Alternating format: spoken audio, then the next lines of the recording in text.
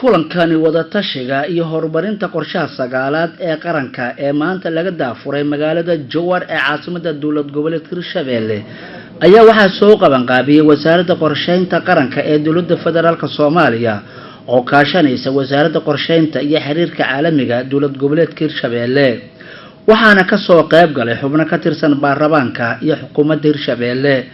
kulanka ayaa diiradda lagu saaray sidii loo horumarin lahaa kaabayaasha dhaqaalaha loogana hortagi lahaa waxyaabaha caqabada ku ah bulshada ugu horeyn waxaa kulanka ka hadlay xildhibaan Mukhtaar Xasan Tuure ahna gudoomiyaha guddiga maaliyadda qorsheynta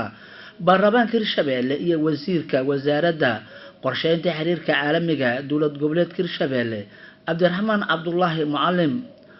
waxayna si weyn uga hadleen baahiyaha ka jira dowlad goboleedka Hirshabelle waxaan rabnaa wasaaradda qorsheynta shaqada ugu horeysa ay qabanayso inay nooga qabato webiga waxaan u baahanaa carratuur waxaan u baahanaa dhexdiisa meelihii laga qodi karo in laga qodo annagu beeraleeyana waxaa jira aan rabaa inaan ku daro waxaa jira dhul hadda laga gado 300 oo shilin Soomaaliya fuustadii biyaha ah magaaladan waxay u jirtaa 43 kiiloomitir iskuuladii biyacado oo kale hadii aan soo qaado laga dhiga jiray degmada Jowhar ka tirsan tahay waa soo wada qaxeen qaar kamid ah gurigii ku nool yihiin anaga baahida aan qabnaa ma aha wax la soo koobi karo laakiin tan ugu muhiimsan waa intii hadda macnaha ay sheeg gudoomiyaha aniga aan ka dhawaajinay amniga oo adkeeyo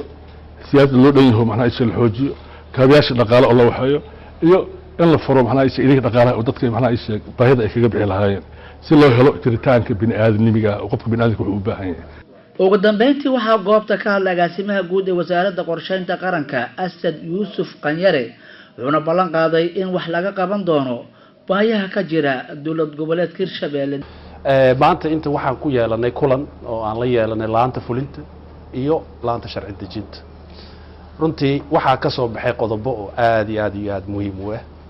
oo ahmiyad u ah gobolkan ayagoo matalayo dadkii Hirshabelle ku nool iyo ummadooda sida haddaba hore u maqasheen waxaa ka mid ah amniga in la suujiyo waxaa kaloo ka mid ah webiga ama biyaha si guud ahaan sida loo maareyn lahaa waxaan idin sheegaa inaan qaadanay taladiina oo aan ku soo dari doono qoraalka oo soo socda haddii Ilaahay yiraa wareegan waa wareega koowaad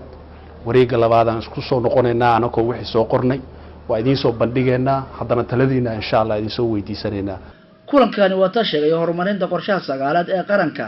ayaa ka firmi doona dhammaan maamul goboleedyada dalka ka jira hase haatee maamulka Hirshabelle wuxuu nasiib u yeeshay in uu noqdo maamul goboleedkii ugu horeeyay uu ka furmo Abubakar Maxamed Bacaadle